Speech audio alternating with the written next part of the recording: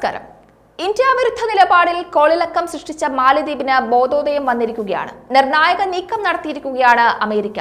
മാലദ്വീപ് വിദേശകാര്യമന്ത്രി മൂസ സമീറിന്റെ വാഷിംഗ്ടൺ സന്ദർശനം ഏറെ ശ്രദ്ധ നേടിയിരുന്നു. അമേരിക്കൻ സന്ദർശനത്തിന് ശേഷം മൂസ സമീർ നിർണായകമായ വസ്തുതകളും പങ്കുവച്ചിരുന്നു. സമുദ്ര സുരക്ഷയിലൂന്നി മേഖലയിൽ ദോഷം വരുത്തുന്നതോ പ്രശ്നങ്ങൾ സൃഷ്ടിക്കുന്നതോ ആയ ഒന്നും തങ്ങൾ ചെയ്യില്ല എന്നാണ് മാലദ്വീപ് പറഞ്ഞത്. വിനോദസഞ്ചാരത്തെയും സമാധാനത്തെയും സ്ഥിരതയെയും വളരെയധികം ആശ്രയിക്കുന്ന ഒരു ചെറിയ രാജ്യമെന്ന നിലയിൽ ഇന്ത്യൻ മഹാസമുദ്രത്തിൽ മാത്രമല്ല ആഗോളതലത്തിലും മാലദ്വീപിന്റെ നീക്കങ്ങൾ ഇനി വ്യത്യാസപ്പെടുമത്രേ. ഇന്ത്യ, ചൈന, US എന്നിവയുമായുള്ള ബന്ധത്തെക്കുറിച്ച് സംസാരിക്കവേ എല്ലാവരും പങ്കാളികളാണെന്ന് തങ്ങൾ കരുതുന്നു. ഈ രാജ്യങ്ങളെല്ലാം തങ്ങൾക്ക് പ്രധാനമാണ്. അവർ തങ്ങളെ സഹായിക്കുന്നുവെന്നാണ് അദ്ദേഹം മറുപടി നൽകിയത്. പാർലമെന്റ് തിരഞ്ഞെടുപ്പിൽ മാലദ്വീപ് പ്രസിഡന്റ് മുഹമ്മദ് മൊയ്സുവിന്റെ പാർട്ടി വൻ ഭൂരിപക്ഷത്തിൽ വിജയിച്ചതിനു ശേഷമാണ് സമീറിന്റെ ഈ വാഷിംഗ്ടൺ സന്ദർശനം. ഇൻഡോ പസഫിക് മേഖലയിലെ US-ന്റെ പ്രധാന പ്രാദേശിക പങ്കാളിയായ ഇന്ത്യയിൽ നിന്ന് അകന്ന് ചൈനയുമായുള്ള ബന്ധം മൊയ്സു ഉയർത്തിയതിന് അമേരിക്ക വലിയ ശ്രദ്ധയാണ് കൊടുത്തത്. ചൈനയുമായി പ്രതിരോധ കരാറുകളിൽ ഒപ്പുവെച്ചുകൊണ്ട് US-ന്റെയും ഇന്ത്യയുടെയും ആശങ്കകൾ മാലദ്വീപ് ഉയർത്തിയിരുന്നു.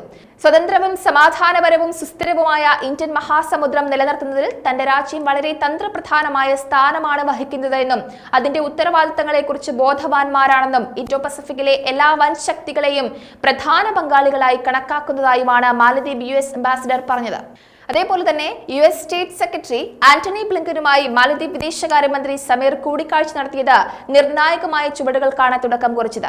US മാലദ്വീപ് ബന്ധം വളരെ ശക്തമായി എന്നും ഇരുപക്ഷവും അടുത്തിടെ പരസ്പരം എംബസികൾ തുറന്നതോടെ കാര്യങ്ങൾ കൂടുതൽ സുതാര്യമായി എന്നുമാണ് മന്ത്രി സമീർ പറഞ്ഞത്.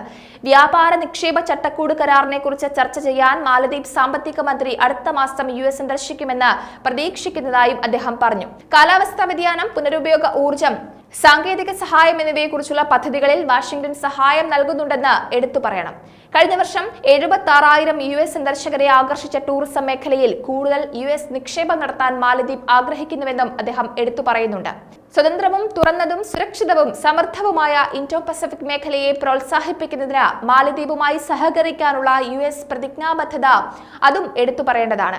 ഫിലിപ്പീൻസ്, വിയറ്റ്നാം തുടങ്ങിയ രാജ്യങ്ങളുമായി ചൈനയ്ക്ക് പ്രധാന സമുദ്രമേഖലാ തർക്കങ്ങളുള്ള പ്രദേശത്ത് US-ഉം മറ്റ് രാജ്യങ്ങളും ഇടപെടുന്നതിനെ ചൈന ശക്തമായി എതിർക്കുന്നതിനാൽ ഇൻഡോ പസഫിക്കിനെ കുറിച്ചുള്ള ആന്റണി ബ്ലിങ്കന്റെ പരാമർശം വളരെയധികം പ്രാധാന്യം അർഹിക്കുന്നുണ്ട്.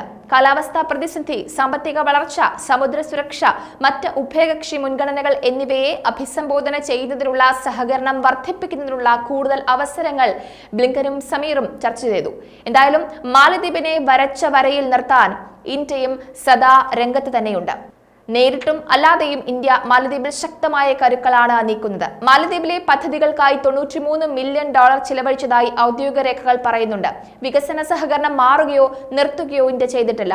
ചൈനയുടെ വലയിൽ നിന്നും മാലദ്വീപിനെ മോചിപ്പിക്കുന്നതിൽ ഇന്ത്യക്ക് കൃത്യമായ കണക്കുകൂട്ടലുകളുണ്ട്.